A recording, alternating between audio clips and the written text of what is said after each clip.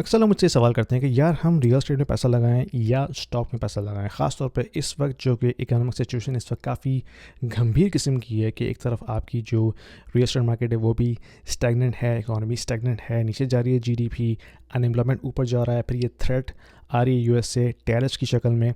तो इस सिचुएशन में हमारी करेंसी भी नीचे जा रही है, तो क्या करें? रियल एस्टेट में पैसा डालें या स्टॉक में पैसा डालें?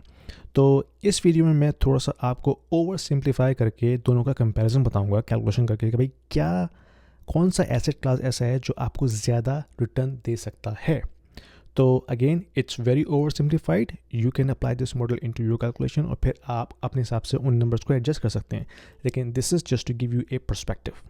Let's get into it.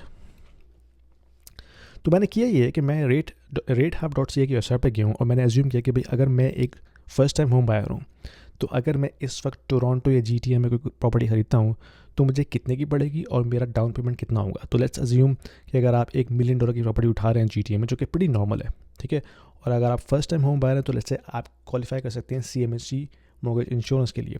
तो आपने 10% लेट्स से डिपॉजिट डाला, तो $1 मिलियन की प्रॉपर्टी पे 10% बनता है $1 लाख। तो अगर आप $1 लाख डालते हैं, 10% का डिपॉजिट डालते हैं और लेट्स से आप फिक्स मॉर्गेज उठाते हैं 4.5% की। अगेन ना फिक्स मॉर्गेज जो है वो 5 साल के लिए लॉक हो सकता है, लेकिन हमने अज्यूम किया कि आप 25 साल के लिए जो उसका एवरेज इंटरेस्ट रेट बनेगा वो 4.5 बनेगा। Again just an assumption.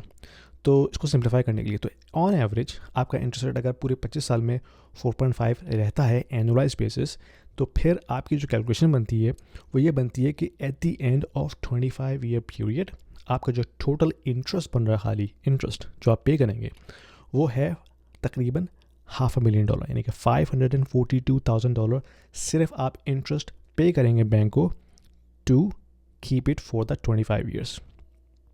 तो अब मैंने क्या किया है कि मैंने इसको फिर स्पेशल पे लेकर आया हूँ और यहाँ आपको नज़र आ रहा है कि पहली लाइन में सिर्फ आपको ये बताया जा रहा है कि भाई अगर आप $100,000 का डिपॉजिट डालते हैं और $1 मिलियन की प्रॉपर्टी उठाते हैं तो 25 साल के लिए आप अगर इसको एमोटाइज करेंगे तो आपका जो इंटरेस्ट खाली बनेगा वो बनेगा $542,000। नाउ अब आप कहेंगे यार हम 25 साल के अगर प्रॉपर्टी रखते हैं तो प्रॉपर्टी भी तो डबल हो जाएगी या ट्रिपल हो जाएगी, ठीक है। अब हमने इसमें मैंने क्या किया कि मैंने एज्यूम किया कि भाई एक हेल्दी इकॉनमी के अंदर एक एनुअलाइज प्रॉपर्टी प्राइस एप्रिसिएशन जो होती है वो 3 से 5% होती है नॉर्मली, ठीक है, एक हेल्दी इकॉनमी के अंदर। तो एज्यूम करते हैं कि over the period of 25 years on average annualise basis property appreciation जो है वो 3% है। Again it can be 15%, it can be 5%, 3%, 4%, it can fluctuate like this, but on average for the whole period we assume कि वो 3% है। तो अगर हम उस पर कंपाउंडिंग करते हैं तो at the end of 25 years जो प्रॉपर्टी की टोटल कीमत बनती है वो बनती है $2.1 मिलियन, सही है।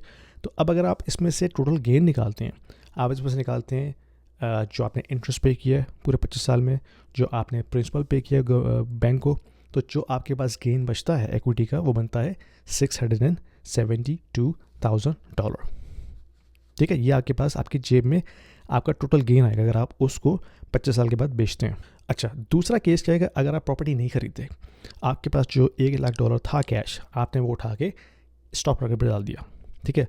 आप सिंप्लीफाई करने के लिए हमने क्या किया कि हमने S&P 500 का ETF उठाया, क्योंकि वो एक प्रॉक्सी है स्टॉक मार्केट की।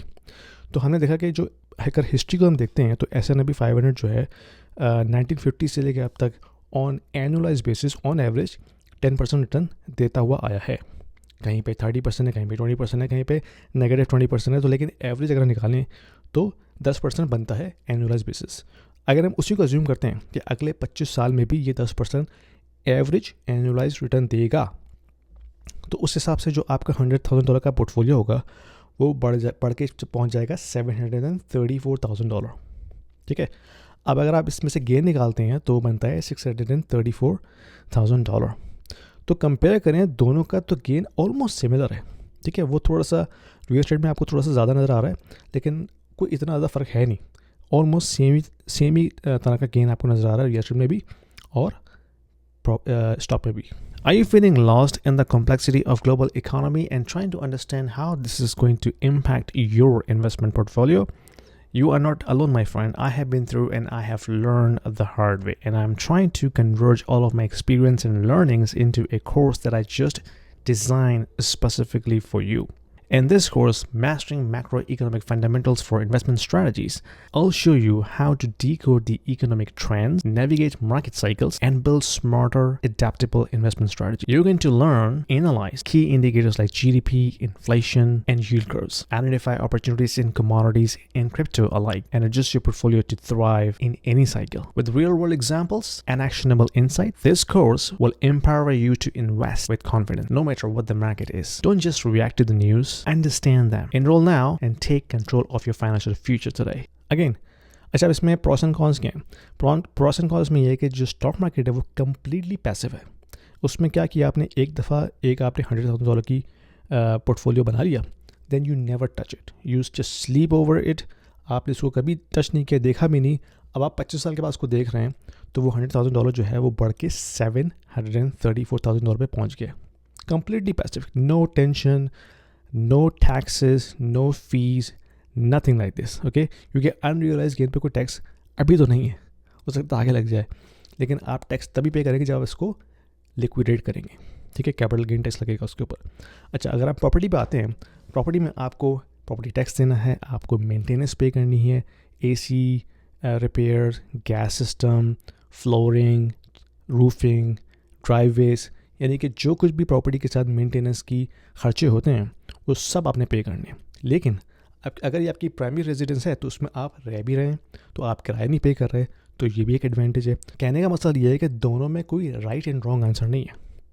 ये दोनों का एक कंपैरिजन एक एजुकेशन के तौर पे मैंने आपको बताया है कि अक्सर लोग इसमें एनालिसिस पैरालिसिस में फंस जाते हैं कि यार हम रियल एस्टेट में पैसा डालें या स्टॉक में पैसा डालें, किस में ज़्यादा फ़ायदा है. और इसका आंसर आपको खुद मिलेगा अपनी गट फीलिंग को देखते हुए कि भाई आप किस में कंफर्टेबल हैं. अगर आपके पास अपना घर नहीं है तो मैं ये कहूँगा कि पहले आप अपना घर बनाएं, उसके बाद आप उसको जो भी एक्स्ट्रा कैपिटल आपके पास है फिर आप उसको इन्वेस्ट करें. क्योंकि घर आपके पास होना चाहिए अपना, जिसमें आपकी फैमिली रहेगी, आपके बच्चे बड़े होंगे, क्योंकि उससे आपकी इमोशनल अटैचमेंट भी होती है. हाँ, अगर आप एक इन्वेस्टमेंट प्रॉपर्टी बाय कर रहे हैं तो उसमें दूसरी चीज़ें इन्वॉल्व हो जाती है. इसमें आप टैक्सेस को राइट ऑफ कर सकते हैं, आप मेंटेनेंस को राइट ऑफ कर सकते हैं अपनी टैक्सेस के अंदर, आप मोर्गेज इंटरेस्ट को राइट ऑफ कर सकते हैं अपने टैक्सेस में. लेकिन आपकी जो इनकम आती है, रेंटल इनकम, वो टैक्सेबल होती है, तो वो बैलेंस होकर बराबर हो जाता है. तो again, there is no right and wrong answer. I'm just giving you a comparative analysis for you to think about it and then you can make your own decision. अक्सर लोग कहते हैं कि यार रियल एस्टेट एक tangible asset है, वो मेरे पास है, वो मेरे हाथ में है. स्टॉक पेपर इन्वेस्टमेंट है. तो ये भी एक लोगों की कंफर्ट फीलिंग होती है कि वो किस में कंफर्टेबल फील कर रहे हैं. एनीवे, अगर पसंद आई वीडियो शेयर कीजिए, लाइक कीजिए, सब्सक्राइब जरूर कीजिएगा, और कोई क्वेश्चन हो तो ज़रूर कमेंट में डाल के पूछिएगा. Thank you very much.